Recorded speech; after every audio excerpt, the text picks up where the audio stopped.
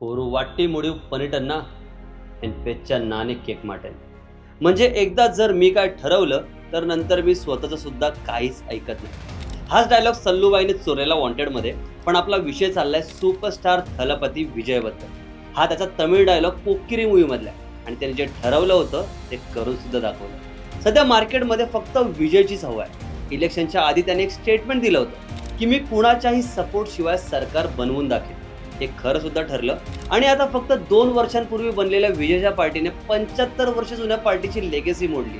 पण थलपती विजयसाठी तमिळनाडू जिंकणं इतकं सोपं कसं झालं? उसकी जीत का राज के?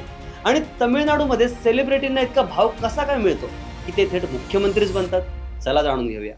चंद्रशेखरन जोसेफ विजय, वय 51 वर्ष, 42 वर्षांचा सिनेमा एक्सपिरियन्स आणि फक्त 2 वर्षांचा पॉलिटिकल एक्सपिरियन्स. या 2 वर्षात कुणी विचार सुद्धा केला नव्हता की विजयचा विजय होईल.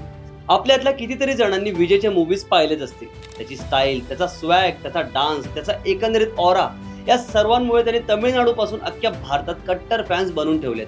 विजयने आपल्या करिअरमध्ये 69 चित्रपटांमध्ये काम केलं. त्याचा पुढचा आणि अखेरचा चित्रपट जननायकन येणारच होता, पण त्याच्या आधीच त्याची पायरसी झाली. पण काय फरक पडतो, भाऊ आता थेट मुख्यमंत्रीच होणार आहे. विजयची पार्टी TVK म्हणजेच तमिळगाव वेत्री कळगम. 2024 ला त्याने पार्टीची स्थापना केली होती. आता सिनेमातून इतकं सगळं कमावलेलं असताना राजकारणात येण्याची काय गरज होती, असा प्रश्न अनेकांना पडलाच असेल. पण राजकारणात येण्यामागे त्याची अनेक कारणं सांगितली जातात. सिनेमामध्येच काम करताना त्याने समाजसेवा पण सुरू केली होती. गेली अनेक वर्ष विजयचे फॅन क्लब्स आणि विजय मक्कल इयक्कम या वेलफेअर ऑर्गनायझेशनच्या माध्यमातून तो शिक्षण, मदत कार्य आणि इतर कामांमध्ये हातभार लावायचा.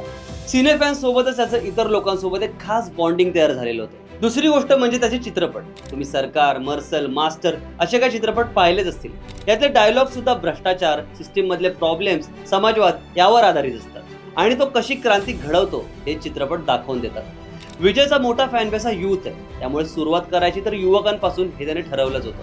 विजयने एकदा एका भाषणातही म्हटलं होतं की तामिळनाडूमध्ये करुणानिधी आणि जयललिता यांच्यानंतर एक राजकीय पोकळी जाणवते.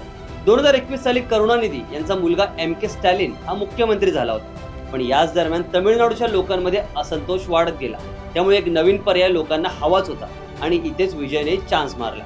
साऊथच्या चित्रपटांमध्ये भाई कोणत्याही हिरोचा फॅन बेस इतका मोठा असतो की त्याला देवासारखंच पूजतात. त्यामुळे आपण एखाद्या अभिनेत्यासारखं नव्हे तर प्रभावी नेत्यासारखं वावरायला हवं असं त्याच्या डोक्यात आलं. तमिळनाडूच्या राजकारणात एक गोष्ट खास असते की इथे स्थानिक पक्षांचाच बोलबाला असतो. राष्ट्रीय पक्षांना तमिळ लोक थारा देत नाहीत. त्यामुळे इथे हात घालणं सोपं ठरतं. विजयच्या आधी 2 तमिळ सुपरस्टार्सनी तसा प्रयत्न केला होता. ते म्हणजे रजनीकांत आणि कमल हसन. पण त्यांना आपला पॉलिटिकल दबदबा वाढवता आला नाही. जितका दम त्यांनी सिनेमामध्ये होतला तितका राजकारणात त्यांना लावता आला नाही. पण विजय याला अपवाद ठरला आणि आज तोच अवघ्या 2 वर्षाच्या पार्टीसोबत भारतातल्या सर्वात मोठ्या राज्यांपैकी एक असलेल्या राज्याचा मुख्यमंत्री बनणार आहे. मुख्यमंत्रीवरून आणखी एक गोष्ट आठवली की आधी काही दिग्गज सेलिब्रिटी तमिळनाडूचे मुख्यमंत्री झालेत. यामध्ये MG रामचंद्रन, करुणानिधी आणि जयललिता ही मोठी नावं. आणि असं नाही की हे फक्त एका टर्मसाठीच मुख्यमंत्री होते. चांगले 4-4, 5-5 टर्मसाठी हे मुख्यमंत्री होते. आणि 70 पासून या तिघांमध्ये मोठी चुरस होती. आता कुठेतरी एवढ्या वर्षांनी एक पार्टी बदलली आहे. सिनेमा या गोष्टीचा चमत्कार बघा ना. सिनेमात हिरो गरिबांचा तारणहार, भ्रष्टाचाराविरुद्ध लढणारा नेता असा दाखवला जातो. हीच इमेज लोकांच्या मनात इतकी घट्ट बसते की लोक त्यांना खऱ्या आयुष्यातही तसंच मानतात. आणि इथले हिरोज हिरोईन्स ग्राउंड लेवलला कनेक्ट असतात. हेच कारण आहे की तमिळनाडू हा सेलिब्रिटींनाच मुख्यमंत्री बनवतो. आता विजयच्या विजयासोबतच सिनेमासारखेच खतरनाक डायलॉग्स आपल्याला खऱ्या खुऱ्या लाईफमध्ये पाहायला मिळणार आहेत. तमिळनाडू मधला हा थलपती एरा आता काय चमत्कार घडवतो हे येणारा काळच दाखवेल.